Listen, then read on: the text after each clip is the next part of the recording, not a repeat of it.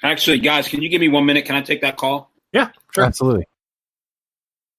Mike and I are ready to do this podcast with Gerald, and he walks away. Too big, too important for talking to Mike and I. I get it. It's good to be the Gerald, I guess, but All right, sorry about that. no problem.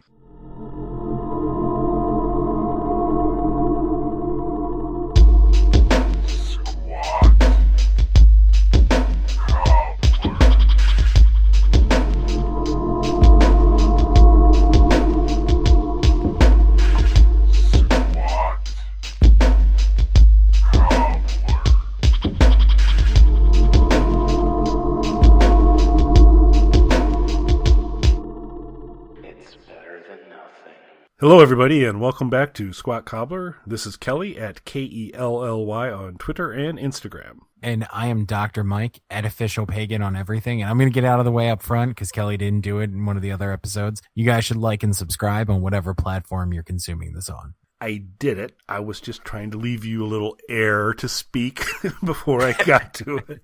But thank you, Mike. It's important we do that. So we are back to prisoner exchanges. Been going back and forth for a while. This was one that this will probably not be the last of the Frank Zappa, Captain Beefheart camp that I roll Mike's way for a prisoner exchange. But this is the only one, probably, that features both of them. And it is 1975's Bong Fury with Frank Zappa and the Mothers of Invention. Frank Zappa and the Mothers at this point with Captain Beefheart. And this has always been one of my favorites because I'm a big Zappa guy, enjoy him quite a bit. I'm a huge Beefheart fan. And they went to high school together. Depending on who you listen to, maybe Frank came up with the name Beefheart. Maybe Beefheart came up with the name Beefheart. It's a little hard to tell. But they've known each other quite a bit. And this is probably their deepest collaboration. And it's an album a lot of people aren't familiar with. And so I didn't know, as I rolled this your way, if you had seen or heard of this before. So I feel like I knew it existed, but I definitely never listened to it before. So as we do with all album discussions, we'll start off with the cover art. Initial reactions to the cover art, Mike? Seems kind of subdued, considering the men at the wheel here. Yeah, and so they appear to be in... and most of this was recorded in Amarillo, Texas. And so they appear to be in some sort of rundown Dairy Queen wannabe place.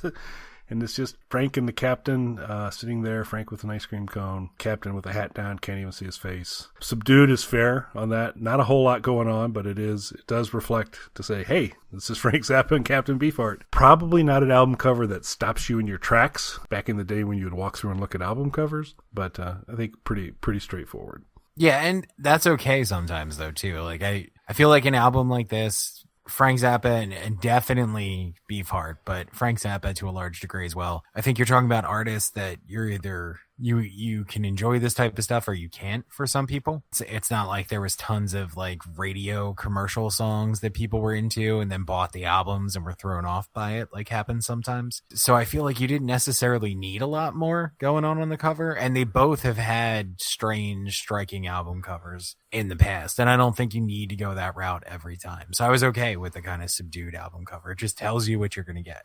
Yeah, and the backstory on this one a little bit, I think for Hot Rats, Frank was always big on auditioning people to be in the band and to perform on albums, and to hear him say it, he auditioned Beefheart for Hot Rats, and he kind of auditioned Beefheart for this album as well. To hear Beefheart speak to it, he really didn't feel he was ever in audition mode. But this is kind of cool because while I like both of them quite a bit, they each have tendencies to what they really kind of like to do. They can kind of get highly involved with it and kind of take it to a degree. So there's almost a balancing of there is such a difference between the jazz and high composition end of a Zappa and the scatological humor and all that kind of stuff that he kind of runs with. And then Beefheart's that Delta blues and the more Dada-esque kind of things. And through a lot of this album, those just kind of weave in and out and take songs that's, things that are like clearly a core Zappa composition, but then Captain Beefheart beefhearts it up and kind of pulls it to a little different place. So I think what was really nice here is you had this nice fusion of two very different styles, two highly creative individuals, to create what I find to be a very fun, listenable, unique album. Yeah, I completely agree with that. I wasn't sure. So, I mean, you struck on the core of sort of what's there, the more jazz influence stuff, the Zappa, the bluesier, Beefheart elements, and they're definitely both there, but I feel like they both are experimental enough that you don't necessarily know what you're going to get. And especially going into a full-on collaborative project like this, I feel like going into it, I didn't know what it was going to sound like. And it actually, what you already touched on, it's a great combination of the core elements of both of their sounds, which honestly, I feel like it could have been anything that was going to happen when I hit play on this, which is a good feeling going into something. Yeah, it is neat because they're not really fighting each other on it, but they kind of augment and pull back and forward. So it's kind of it's an interesting listen. You folks ought to give this one a shot. So we will just start rolling through, and we'll start off with Deborah Cadabra at the beginning. And one of my favorite album reviews ever was for a Tony O'Kay album, America. And it just, the band kind of roars into the beginning of the first song. And the individual reviewing it said, and it sounds like, he just walked into where the band was sleeping and kicked them, and they just stumbled out and started playing Hungover. And there's just this kind of explosion that kind of happens at the beginning of it. And that's the same thing that Deborah Cadabra hit me with, is that it starts off, it immediately starts rolling. There's just all this action and things happening quick. It's a Beefheart vocal. It's got a lot of the Zappa musicality to it, but it's got the Captain Beefheart delivery to it, which brings in that kind of that blues and that rougher type of sound. Experimental, a little dissonant, but kind of a really strong pop and a good start, because they just go from 0 to 60 to start the album off. Really like the song. I mean, we're both, we've talked about first songs and sort of the impression that makes. Great first impression for the album. Really enjoyed the album, not to, spoil it or anything like that. One of the things that I thought was interesting on this that I would add to it, and I don't want to say that either one was influenced by the other, because given the influences on this record, it would totally make sense. But there was almost like a ZZ Top feel to the intro. And I know that they would have been contemporaries around the time that this came out. I think that's fair. And they're playing in Texas, and so they need to. Yeah, I hadn't really pulled the ZZ Top connection, but I could absolutely see that, because it. And I'm not saying one was influenced by the other or anything like that, because it would have been the correct time frame for both of them and their careers for that sort of thing. And it makes sense, again, with Beefheart's sort of influence and stuff like that. But I did get his sort of ZZ Top element there. I would agree. It's ZZ Top, Zappa-ized, and Beefheart-ized, where it's there, but there's also this little bit of a twist to it. But yeah, I absolutely could see that. So then we move into the next song, which is Carolina Hardcore Ecstasy, which I'm sure you were super excited with the title. This is probably a more Zappa-dominated, both musically and lyrically, kind of a fun song. This is one where Frank takes him a little bit more of the vocal duties. Beefheart's around, but this is kind of Frank taking lead. And it's kind of a typical Zappa fare, where there's very interesting stories told about activities and just this kind of creative way that he goes through and tells some of these stories. Another good song. It's not as frenetic as Deborah Cadabra. It's actually kind of lopes along a little bit differently. Starts to also introduce another thing that's often featured in Zappa songs, where you've got a lot of people singing in kind of very affected ways, and it's interesting. Lots of kind of humor weaved in there as well, and a fun song for me. I really enjoyed this one. So definitely more of a Zappa song. Zappa's music is very technical. It's experimental. Tracks can go on for extended lengths. And I've come to expect that on Zappa songs, but I've never really I don't compare Zappa to prog rock, like 70s prog rock, if that makes sense. Even though I guess it is progressive. It is longer. It is experimental. It is technical. But this song is the first time to me that Zappa was like, in the more traditional sense, like a prog rock song, particularly in the beginning, the way you have the guitar and the synth playing off of each other, that it's a very 70s prog rock intro to a song. And I don't mean that in a negative way. It's just, I've never, even though Zappa could be characterized as that, I've never thought of him that way, because of not having that sort of more stereotypical prog rock sound, if that makes sense. Yeah, it does. I think, because I get what you're saying, a prog rock vibe to it. And he does kind of more of that extended jazz kind of stuff, and they are longer songs. This is a 6-minute long song, and there's complexity to the composition, which are the things that kind of make it clearly a Zappa song. And so this is, one of the things I really love about this album is on the first one, it was kind of a merge. On the second song, you kind of lean into Zappa space a lot harder. And then we move into the third song, Sam with the Showing Scalp Flat top, which is 110% Beefheart. This is Beefheart land, 110 degrees Beefheart land, and poetry, sparse musicality behind the background, stories being told, guys selling pencils, and it's just, Sam with the Showing Scalp Flat top, particular about the point it made. It's just the kind of typical Beefheart lyrical structure and poetry. As the previous song was much heavier Zappa, this is much heavier Beefheart, and one of my favorite songs on the album. Really fun song, one of my favorites as well. I also liked how the first one was a really kind of seamless blend of the two, whereas the second track leans more Zappa, this leans more Beefheart. I like that. So this put me in mind of a Prince song,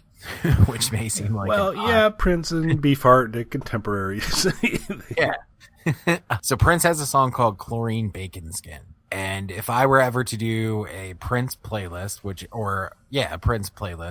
I feel like should come at some point, that would be on there. I wouldn't necessarily recommend the album it was on just because it's a giant unwieldy record. But the song Chlorine Bacon Skin is 15 minutes long.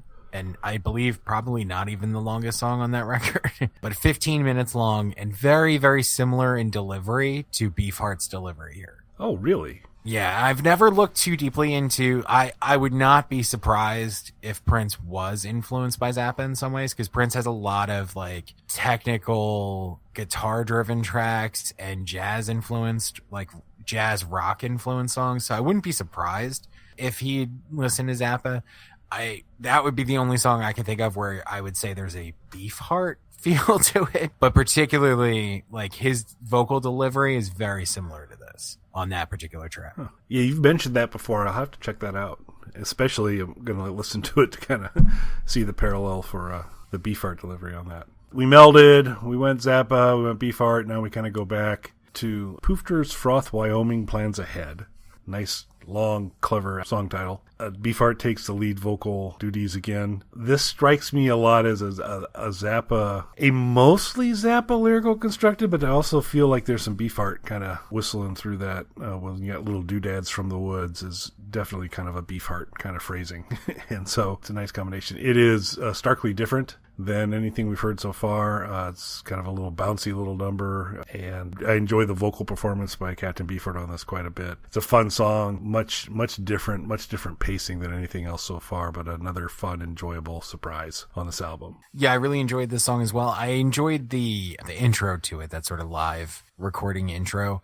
I definitely got the feel at different parts throughout this, and I, again, tried not to like deep dive on this. It does sound like a blending of like traditional studio recordings and live recordings, and I don't just mean this intro, but like maybe live in the studio stuff as well, blended with more traditional studio recordings. I'm pretty sure, and it's something that Zappa's done a lot, is that he'll be doing basically a studio album, but then he'll take a particular guitar solo from a live performance and layer that into it as well. So he'll merge those quite a bit. This is a little bit almost of the reverse of that it's not so much guitar solos, it's the crowd interaction, it's the intros and some other pieces there. But I think this is definitely that same kind of thing where you've got a lot of it is recorded live, but there's clearly some stuff that's studio as well, and you get that even clearer as we get a little deeper into the album, particularly at the last song. But I think it is that kind of combination. I haven't dug in super deep on this to kind of know with great surety that everything's kind of split that way, but I mean, it's pretty obvious that it is a combination of both.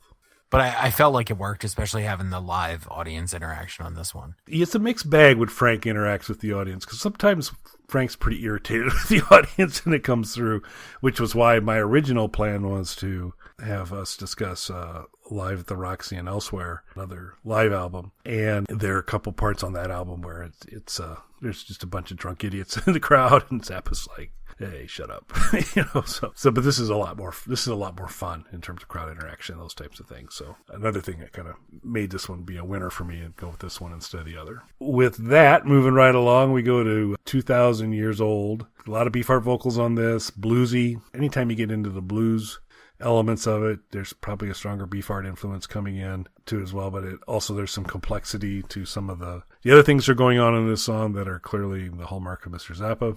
There isn't really a song on this album I dislike. There are a lot of other ones that are just, to me, always kind of really stand out. And 200 Years Old is a good song and it's fun, but it's just some of the other ones I tend to remember more than this one. But it's still pretty cool execution, and it does have that blues element that's kind of fun for me. This is actually one of my favorites on here. Oh, really? Cool. Say. Yeah, and it's weird because it is more traditional, like its approach to being more of a blues rock type song. So it is a little more traditional, which is different. And normally what I like about Zappa stuff is that it's not traditional. I like the sort of experimentation of it. What I like particularly on this song, though, is I think this, more than anything else, their voices play off of each other perfectly. And their different deliveries are used to the best effect on this track. That's a great point. And they are starkly different deliveries. But they do absolutely play against each other really, really well. Because you got Beefheart just kind of, it's gravel and blues and dragging through, and Zappa's got a little bit more of that sardonic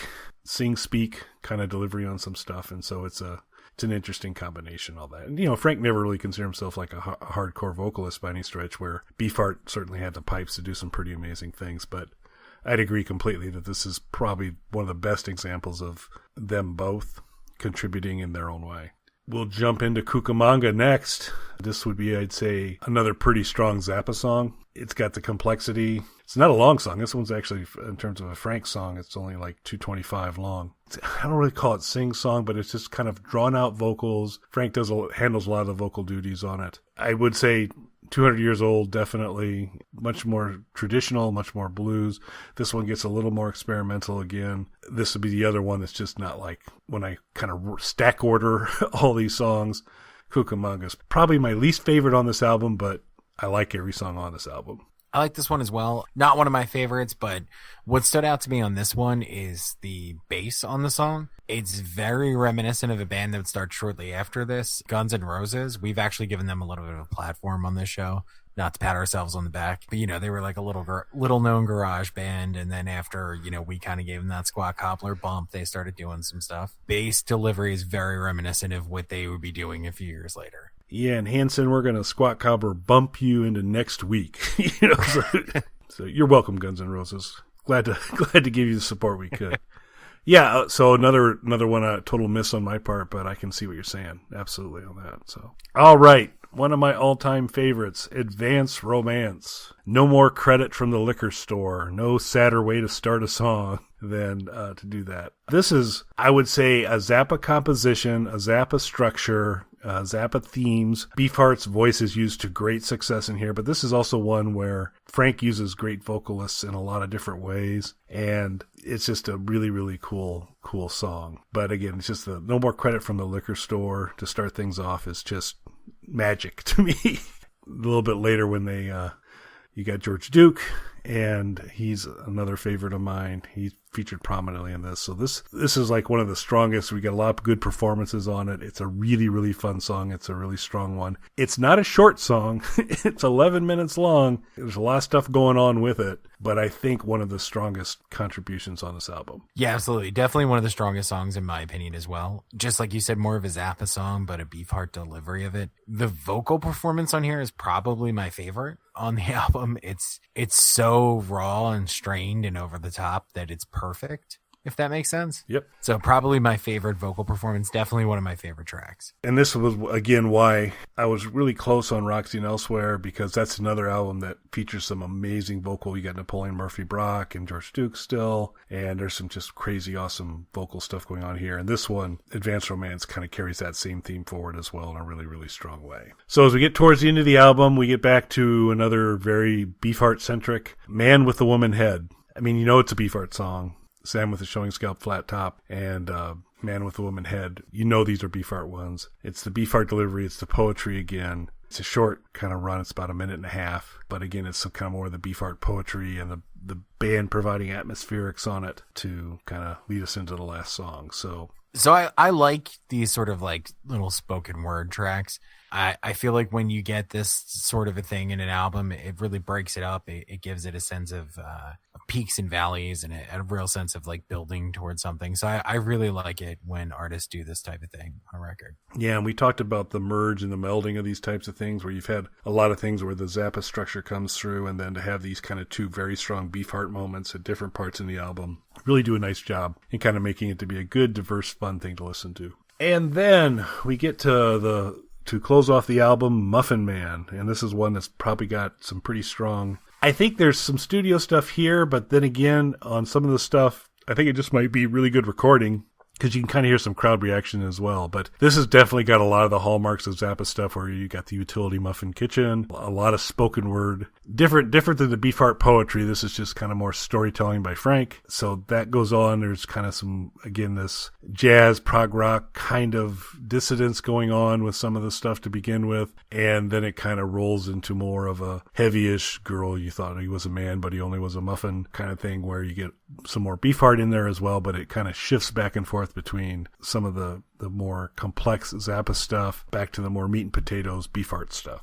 So I really enjoyed this song. I would definitely say that this is, of everything on the record, more classic Zappa than some of the other stuff that we've gotten up until this point. The beginning of it, to a degree where I feel like his delivery in the beginning almost made me feel like I've heard this song before, although I don't think I have. But just because it is that familiar Zappa approach to it, even though you do get some Beefheart in it, it's definitely, to me, more of a Zappa song. You're dead on that of all this is the most Zappa song, because it does just have that kind of delivery. But then it's nice because while it is a Zappa song, you get these kind of waves of the Beefheart influence as well to kind of add a little texture to it as well. So that is Bongo Fury. Overall, so you spoiled it, which I appreciate. It's good to hear. I'm glad you enjoyed it. But so you hadn't had a chance to really experience any of this stuff before, but sounds like you did like it.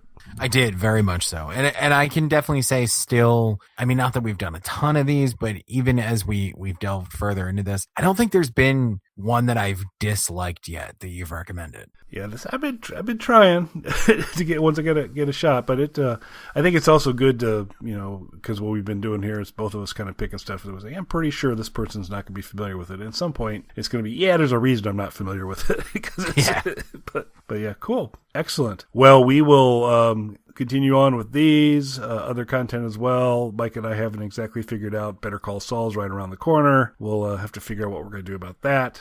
Want to thank everybody for listening and hope you're enjoying it. And if you've got albums that you'd like Mike and I to go through, if you'd like to join Mike and I to talk through an album, hit us up in the comments. Let us know. We love talking about music. We like being exposed to different new things and hearing people's opinions and thoughts on it and backstory. So give that a thought. Let us know in the comments after you like and subscribe if there's anything you'd like for us to do or would like to join us on. So I have nothing else for this week but to say thanks for listening, everybody. Thanks, everyone, and completely in agreement with Kelly. Make sure you guys let us know what you want to hear or bring something to our attention. We can't wait to expose ourselves to you guys. Have a good night, everyone. All